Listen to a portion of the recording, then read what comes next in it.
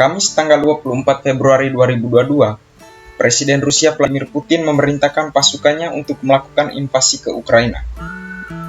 Menurut Presiden Rusia, Vladimir Putin, hal ini dilakukan sebagai tanggapan atas pernyataan Presiden Ukraina yang ingin bergabung dengan NATO.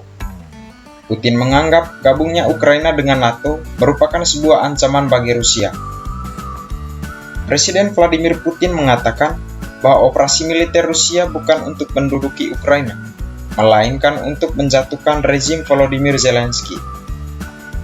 Dilansir dari detik.com, Rusia dan Ukraina sudah mengalami 5 kali konflik. Yang pertama pada tahun 1917, yang kedua penolakan perjanjian perdagangan dengan Uni Eropa pada tahun 2013, yang berakibat jatuhnya rezim Viktor Yanukovych dari jabatannya sebagai Presiden Ukraina pada tahun 2014.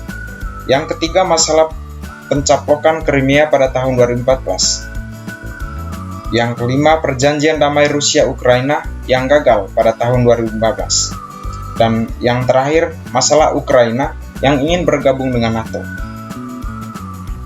Sebenarnya Putin menginginkan sebuah perjanjian yang mengikat secara hukum bahwa NATO tidak akan berkembang lebih jauh dengan menginginkan Ukraina sebagai salah satu negara anggota NATO.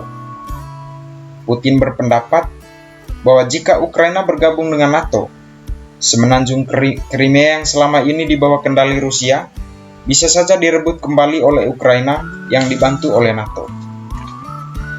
Lalu bagaimana peran PBB dalam penyelesaian konflik ini? PBB yang merupakan organisasi terbesar internasional yang memiliki tugas dan tanggung jawab dalam menjaga keamanan dan perdamaian dunia, diharapkan mampu menyelesaikan konflik sesegera mungkin dengan cara damai tanpa adanya pertumpahan darah.